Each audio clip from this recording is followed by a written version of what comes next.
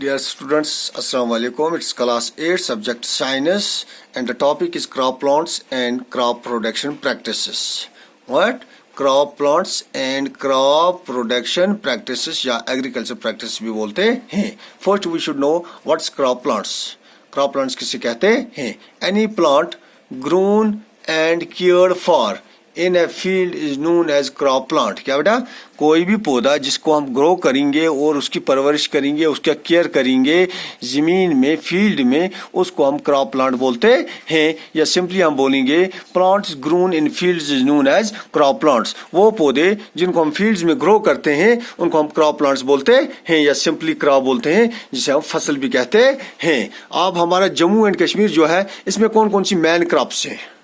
इसमें जब हम बात करेंगे man crops of Jammu and Kashmir की, तो वहाँ पर सबसे पहले हम कहेंगे जम्मू एंड कश्मीर में ज़्यादातर जो फसल उगाई जाती है वो राइस है. क्या बेटा? राइस, जिसको हम स्टेपल फूड ऑफ कश्मीरीज भी बोलते हैं. राइस है, वीट है बेटा, जो ज़्यादातर जम्मू रीजन में इसको उगाते हैं. मेज है, बार्ले है बेटा, जवार एंड बाजरा है, पल्सेस हैं, शुगर कैन है, ऑयल सीड्स है. These are some of the main crops that are grown in our Jammu and Kashmir. Apart from this, in addition to crop plants, ये जो crop plants हैं हम बाकी फसलें भी उगाते हैं, बाकी क्रॉप्स भी उगाते हैं, जैसे वेजिटेबल्स हैं, फ्रूट्स हैं, फ्लावर्स हैं, इनको भी ग्रो करते हैं लार्ज स्केल पे. ठीक है. इनकी कल्टीवेशन जो होती है वो अंडर हॉर्टिकल्चर हेडिंग में आती है, और जो हमारा ये जो क्रॉप प्लांट्स हैं इनकी कल्टीवेशन जो है वो अंडर एग्रीकल्चर हेडिंग में आती है. अब हॉर्टिकल्चर क्या है और एग्रीकल्चर क्या है यह हम यहाँ पर क्लियर कर लेते हैं.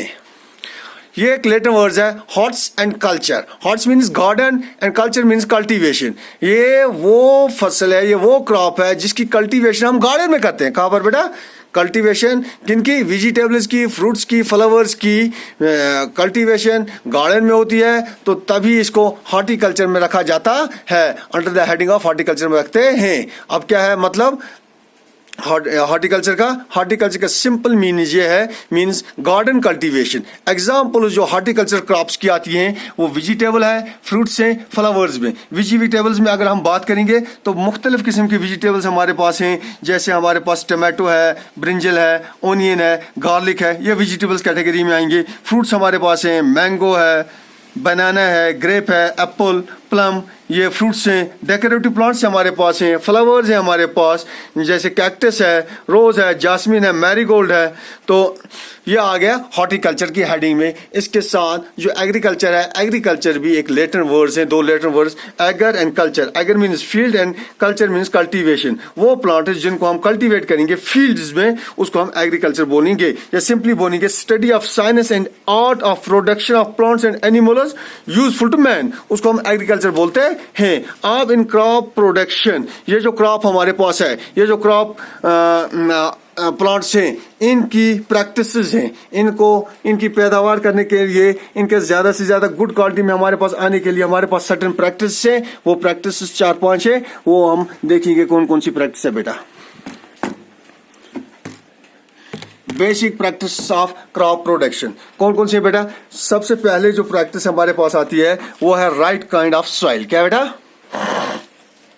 राइट काइंड ऑफ सॉइल है, गुड क्वालिटी सीड्स होनी चाहिए, रिक्वायर्ड अमाउंट ऑफ वाटर होना चाहिए, protection from weeds and pests, proper implementers. जब ये हमारे पास होंगी तो हमारा जो ये फसल होगा, हमारी जो क्रॉप होगी, ये यील्ड करेगी गुड क्वालिटी, हम ऑब्टेन करेंगे इससे गुड क्वालिटी क्रॉप. कौन कौन सी है बेटा?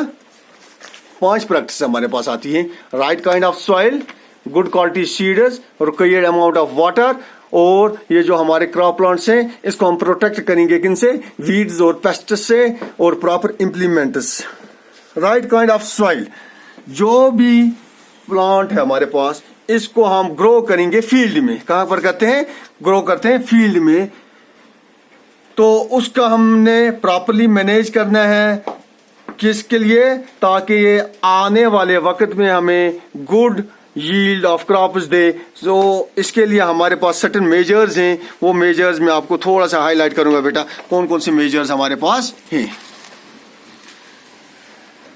सबसे पहले राइट काइंड ऑफ सॉइल में जो मेजर्स हैं, जिन मेजर से हमारी जो मिट्टी है ये बिल्कुल तैयार हो जाएगी फसल के लिए, वो कौन कौन सा है। पहला है फील्ड जो हमारी है, the field should be open. ये फील्ड जो है ये बिल्कुल खुली होनी चाहिए। क्यों? ताकि जो सनलाइट और हवा है ज्यादा से ज्यादा अवेलेबल हो जाए इस एरिया को जहां पर हम इन क्रॉप प्लांट्स को प्रोडक्शन करेंगे, इनकी पैदावार करेंगे। और दूसरा क्या है, पहला field should be open so that sunlight and air are abundantly available। दूसरा फील्ड हमारी जो है should be protected from stray cattle and others, जैसे ट्रेसपासर्स हैं दैट में डिस्ट्रॉय क्या करेंगे हमारी क्रॉप्स को। थर्ड वन है जो हमारी ये फील्ड के अंदर जो सॉइल है शुड बी टर्नड, इसको टर्न करना है, ऊपर वाला हिस्सा नीचे, नीचे वाला हिस्सा ऊपर, बिफोर सोइंग। इस प्रोसेस को हम प्लगिंग बोल देंगे या टिलिंग बोलते हैं। और इसके साथ साथ इस जमीन में, इस सॉइल में, इस फील्ड में right amount of water available होना चाहिए। Soil should contain sufficient nutrients for healthy growth of the plants। Unwanted plants जिनको हम weeds भी बोलते हैं should be removed from the soil so that the main crop gets enough nutrients। उसके बाद है selection, आगे सर्टन मेजर्स। कौन कौन से मेजर्स है बेटा? सबसे पहले हमारे पास जो फील्ड है ओपन होनी चाहिए, फील्ड प्रोटेक्ट होनी चाहिए, और उसके साथ साथ इस फील्ड को हमने टर्न करना है, इस फील्ड में अवेलेबल वाटर होना चाहिए, और ये सॉइल जो है इसमें सफिशिएंट न्यूट्रिएंट्स होने चाहिए। अनवांटेड प्लांट्स जो है वीड्स हैं वो हमने रिमूव करने हैं इसमें से। दूसरा है selection of right seeds. Seed जो है आज जब हमने ये लैंड प्रिपेयर कर ली, after land preparation seeds are selected. Seed select होते हैं किसके लिए? For sowing. Seeds to be must be free. ये किससे फ्री होनी चाहिए? From diseases and also resistant to diseases. क्या है जो हमने बीज सेलेक्ट करना है ये फ्री होना चाहिए डिजीज से, और अगर इस एरिया में कहीं पर भी डिजीज आ जाती है इस क्रॉप को तो उसको रेजिस्टेंट करने की सलाहियत भी होनी चाहिए इस सीड में। उसके बाद इरिगेशन है। अब हमने सो कर लिया है सीड्स को, उसके बाद इरिगेट करने हैं हमने वो एरिया, वो जो वाटर है वो रिक्वायर्ड होता है for the plants to meet the needs of operation जो होती है वहां पर उसकी नीड्स को मीट होती है, और मेटाबॉलिक एक्टिविटी जो इस क्रॉप में होती है। A timely irrigation ensures a high yield of crop, और उसके साथ है a field needs to be irrigated with just right amount of water, neither too little nor too much। न ज्यादा कम होना चाहिए पानी इसमें, न ज्यादा पानी होना चाहिए, बराबर मकदार में इसमें हमने पानी देना है। और उसके बाद हमें इस क्रॉप को प्रोटेक्ट करना है, और जो इसकी वीडिंग्स है वो बाहर निकालनी है, और प्रोटेक्ट करना है against diseases bye spraying various types of weedicides. तो इससे क्या होगा, हमारी जो ये सर्टेन प्रैक्टिस से हमारी बेसिक प्रैक्टिस जो है क्रॉप प्रोडक्शन में, तो इससे हम गुड क्वालिटी क्रॉप ऑब्टेन कर सकते हैं। कितने हैं?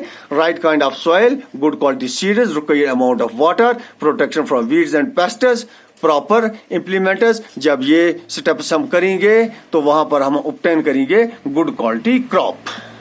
तो ये आज का हमारा टॉपिक था जिसमें सर्टेन प्रैक्टिसेस थी और क्रॉप प्लांट्स किसे बोलते हैं। तो इससे आगे जाकर हम अगले टॉपिक में दूसरा टॉपिक डिस्कस करेंगे। तो अब मुझे उम्मीद है कि आप लोगों को इसमें से कुछ न कुछ हासिल हुआ होगा। तो तब तक के लिए, अगले टॉपिक के लिए खुदा हाफिज़।